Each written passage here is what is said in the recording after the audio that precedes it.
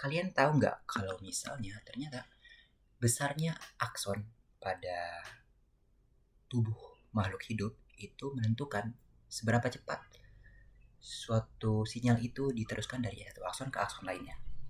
Nah, misalnya di beberapa makhluk hidup ada akson yang terbilang ukuran kecil dan dia meneruskan sinyalnya itu hanya beberapa sentimeter per secondnya. Tetapi pada beberapa arthropoda dan beberapa makhluk hidup lainnya, mereka memiliki akson yang dinamakan giant axon, yaitu akson yang memiliki ukuran yang sangat besar.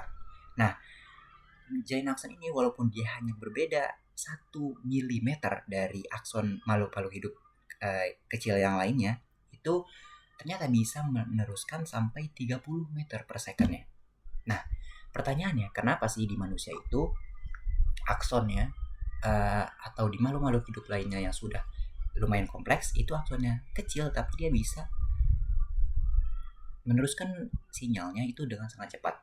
Nah, jawabannya itu ada di bagaimana struktur yang menyelubungi akson tersebut. Nah, di manusia itu ada suatu struktur yang ada suatu sel yang membantu neuron untuk menyelubungi atau melindungi aksonnya ini. Ya dinamakan sebagai sel glia. Kalau di PNS atau peripheral nervous system, sel glia ini disebut sebagai oligodendrosit, bukan sel cuan. Kalau di central nervous system atau di otak dan di sumsum tulang belakang,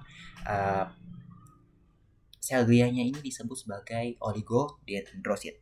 Nah, tugasnya nih buat apa sih mereka berdua? Nah, mereka berdua ternyata bertugas untuk menyelubungi akson-akson ini dengan selubung yang dinamakan sebagai myelin sheath, atau kita terjemahkan dalam bahasa Indonesia itu adalah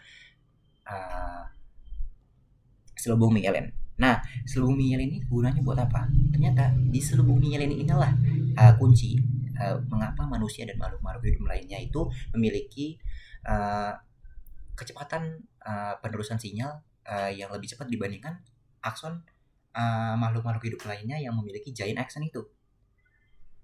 Ternyata terjadinya potensial aksi pada sel saraf manusia itu hanya terjadi di bagian akson yang tidak diselubungi oleh selubung myelin atau kita sebut sebagai nodus Ranvier. Disinilah terjadinya masuknya Na atau sodium ke dalam membran akson kita. Nah, disitulah terjadi potensial aksi. Ketika potensial aksi sudah terjadi di situ, dia akan diteruskan dan dia akan dilipat gandakan dan dipercepat oleh bagian akson yang diselubungi oleh selubung myelin. Akhirnya akson pun bisa seperti lebih cepat dibandingkan makhluk-makhluk hidup lainnya yang memiliki akson yang disebut sebagai giant axon atau akson yang memiliki ukuran lebih besar dibandingkan makhluk normal-normal lainnya. Nah, itulah yang akhirnya menyebabkan kita itu menjadi cepat tuh. Kita itu reaksinya itu lebih cepat dibandingkan makhluk-makhluk hidup lainnya. Terima kasih.